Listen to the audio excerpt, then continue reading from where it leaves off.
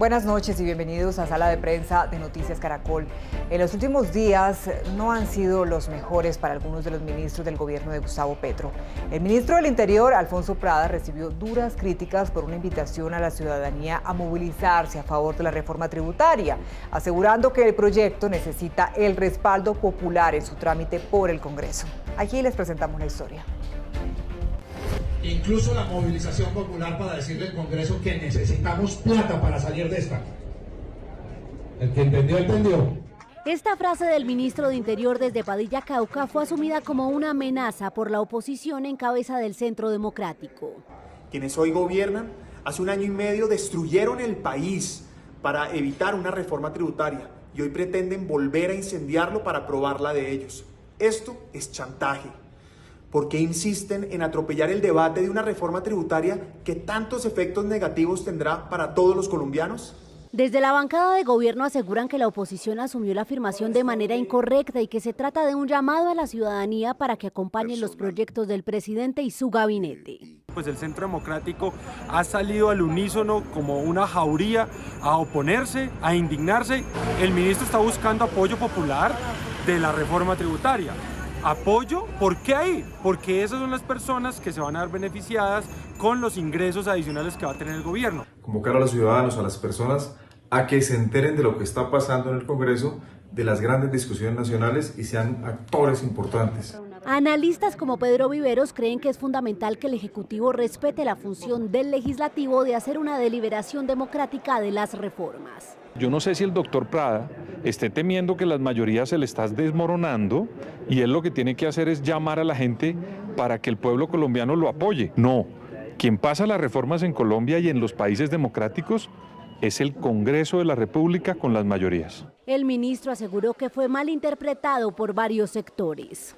Expresé con mucha claridad es que hay que mantener el sentimiento de apoyo popular al gobierno del cambio, a las reformas que se tramitan en el Congreso. El gobierno ha dicho que está abierto a que se modifique la reforma tributaria en el ejercicio de concertación con diferentes sectores.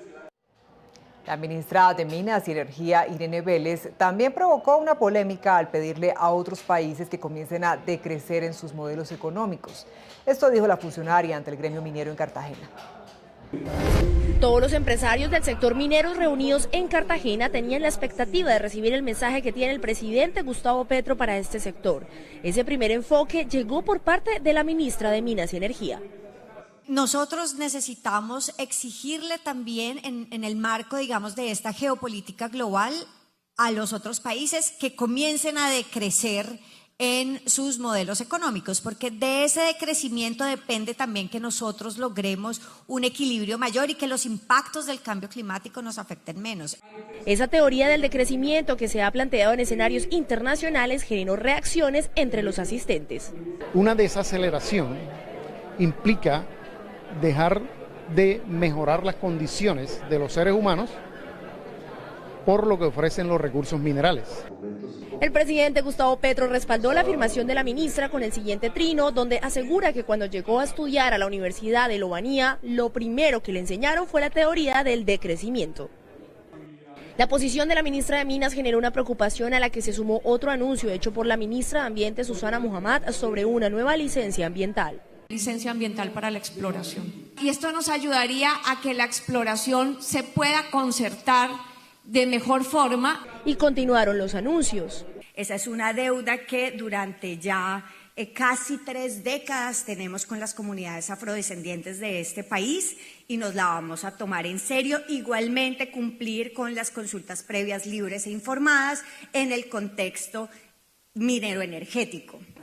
Las ministras también anunciaron revisión de las licencias ambientales, implementaciones de programas de convivencia entre la minería ancestral y formal y además más beneficios para los pobladores locales de las regiones mineras. Y a esto se suma otra controversia, la decisión de Colombia de ausentarse de una sesión de la OEA en la que se discutieron las graves violaciones del régimen de Daniel Ortega contra la oposición en Nicaragua. Decisión que fue tomada directamente por el gobierno nacional. Días después, el canciller Álvaro Leiva Durán reveló que dicha ausencia se debió tanto a razones estratégicas como humanitarias y no ideológicas. Hoy queremos hablar de estas polémicas, de cómo pueden afectar los planes y el programa del gobierno de Gustavo Petro. Por eso, esta noche nos acompañan los analistas políticos Gabriel Cifuentes y Camilo Granada. Gabriel, buenas noches, bienvenido. Muy buenas noches, Daniela, muchísimas gracias por la invitación y un cordial saludo a toda la audiencia de Caracol. Y buenas noches también para Camilo, ¿cómo está? Daniela, muy buenas noches, muchas gracias por la invitación, encantado de estar aquí en sala de prensa. Saludo a la audiencia y a Gabriel. A los dos, gracias por estar con nosotros. Bueno, ¿por qué algunos de los ministros del gobierno Petro se han visto en estas controversias? ¿Qué análisis general hacen ustedes para comenzar? Gabriel. Bueno, Daniela, yo creo que llevamos menos de un mes del gobierno de Gustavo Petro, donde hay procesos de acomodación, donde hay procesos donde el mensaje de campaña se tiene que comenzar a traducir en políticas de gobierno.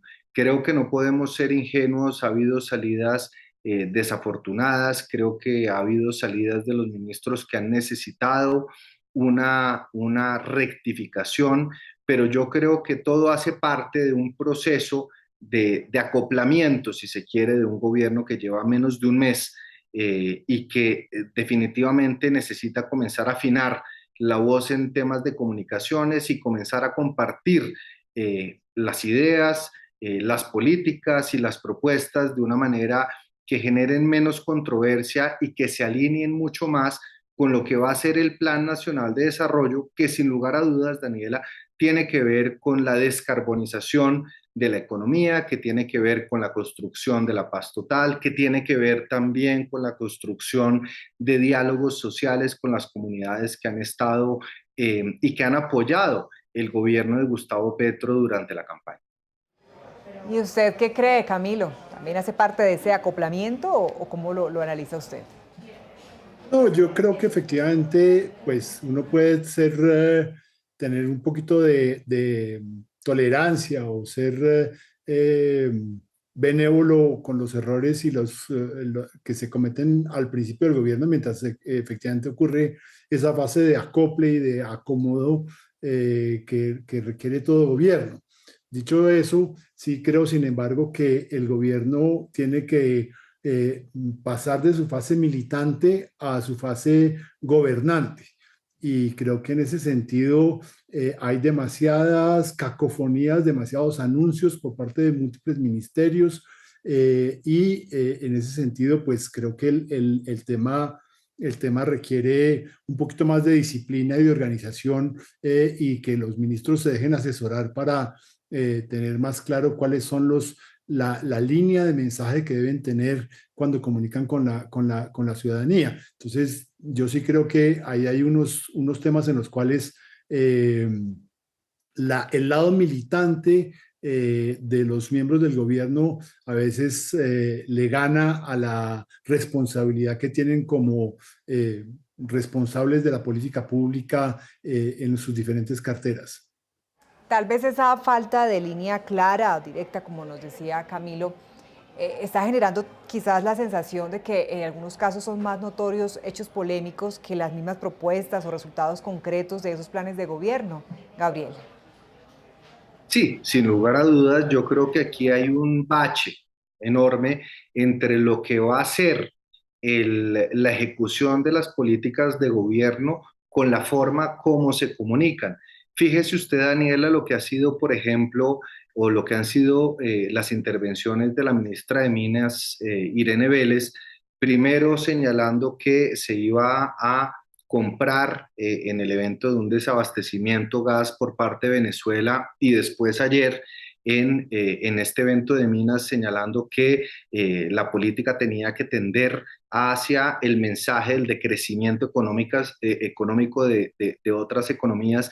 Creo que son mensajes mal dados, que si bien se pueden entender dentro del marco de las políticas y dentro del mensaje del gobierno de Gustavo Petro, están mal comunicadas y lo que generan son una serie de inconformidades en la opinión pública, muchas incertidumbres, y creo que todo pasa por afinar el mensaje y la comunicación política de lo que van a ser las propuestas de Gustavo Petro, que en estas semanas de gobierno ha venido presentando una serie de paquetes legislativos para darle vida, para darle consistencia a lo que fue su promesa de campaña, pero que sin lugar a dudas, en lo que hemos sido nosotros testigos en las últimas semanas es que cada uno de los ministros ha venido soltando mensajes atomizados y que ha generado una serie de incertidumbres en materia de la opinión pública. Entonces creo que más allá de que la línea de gobierno pueda estar clara y puede que esté clara dentro del gabinete ministerial,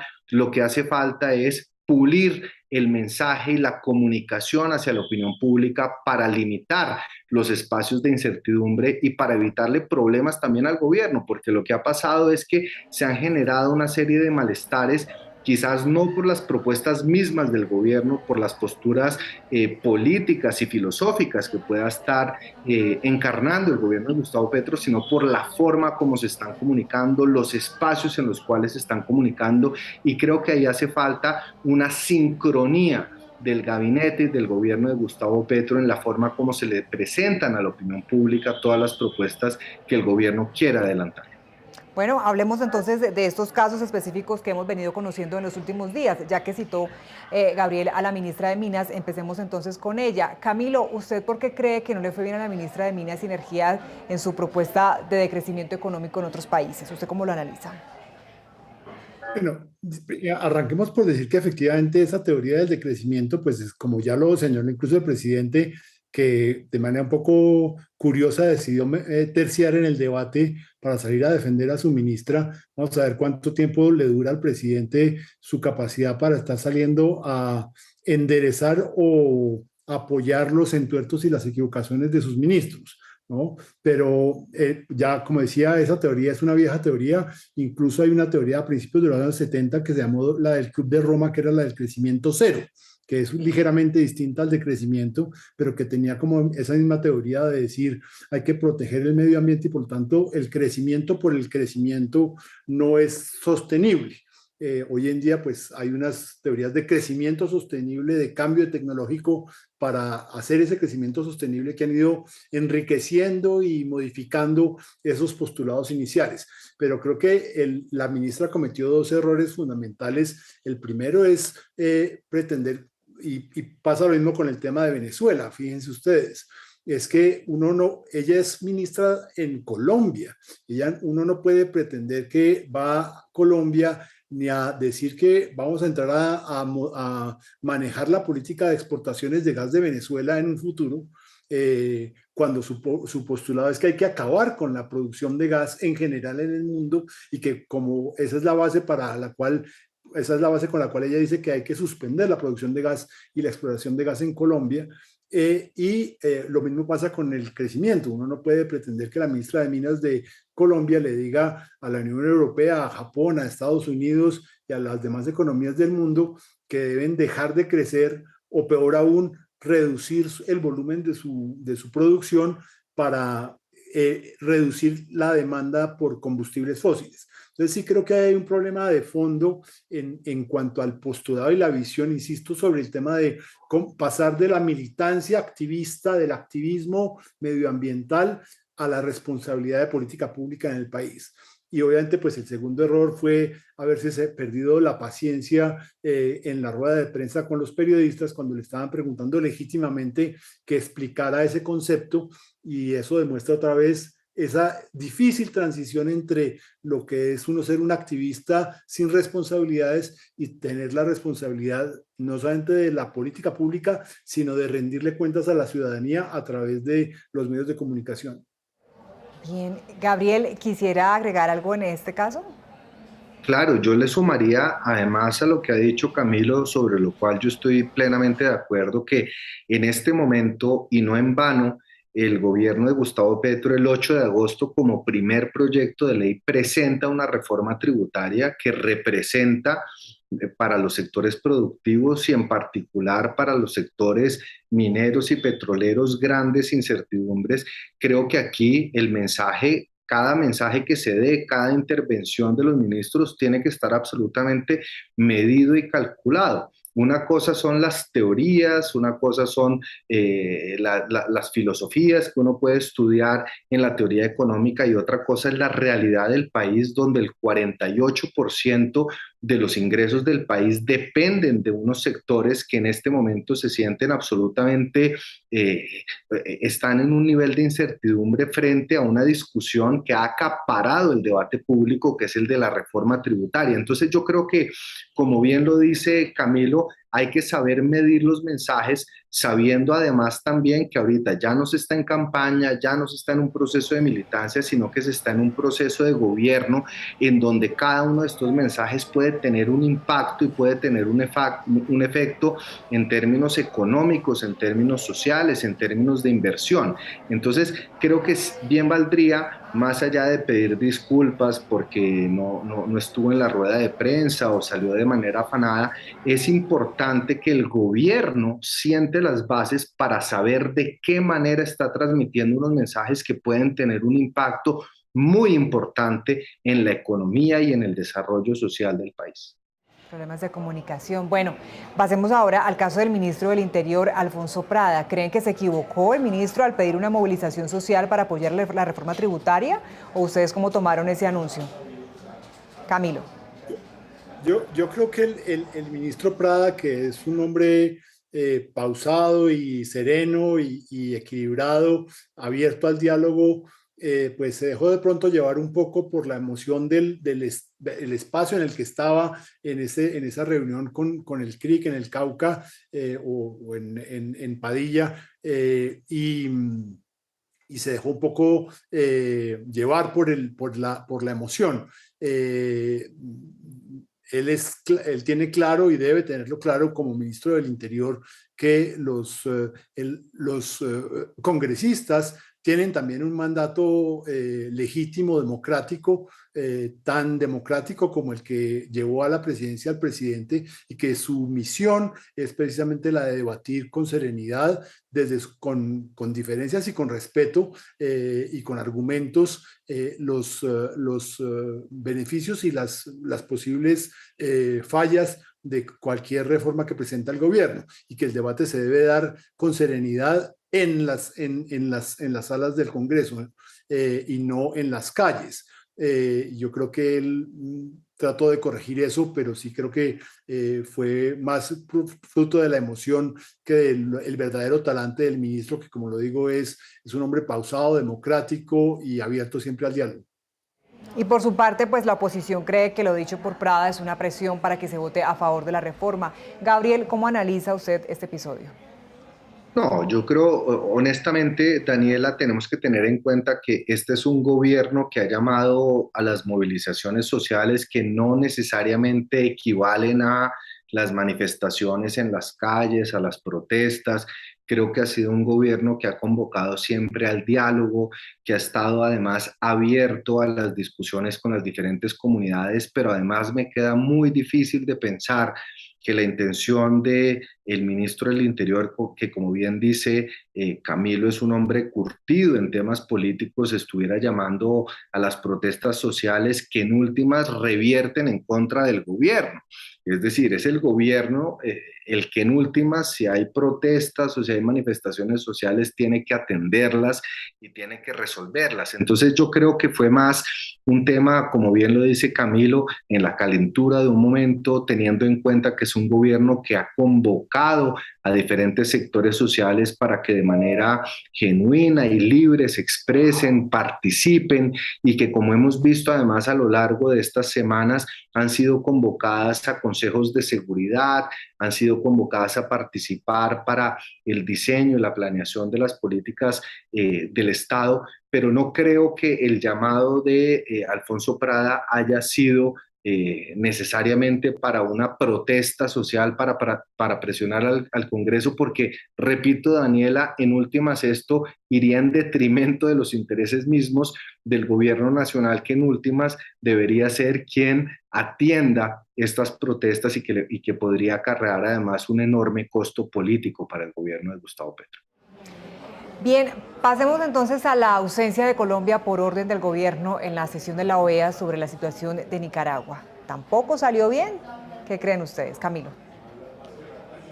No, eso salió mal.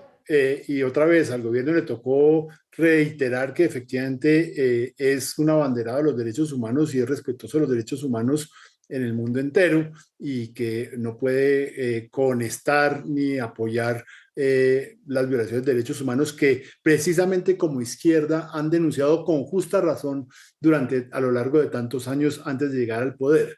Entonces, es absolutamente incoherente que desde el gobierno se pretenda cerrar los ojos o hacer la vista gorda frente a lo que está pasando en Nicaragua. El argumento del canciller, habría que ver qué resultados tiene. Hay dos elementos en el argumento del canciller. Uno, que estaba en la mitad de unas gestiones humanitarias esperaría uno para que precisamente liberen a los otros candidatos presidenciales que fueron detenidos injustamente, a los curas y a los miembros de la Iglesia Católica que también han sido retenidos o limitados en su movimiento, pero pues hasta ahora el resultado de esa gestión, si era coyuntural, no se ha visto. Y en cuanto al tema estratégico sobre la negociación del diferendo todavía vigente con Nicaragua, pues no podemos dejar de lado y el canciller debería ser el primero en tenerlo claro, que ese diferendo se llevó ante la Corte Internacional de La Haya y se está tramitando en ese espacio.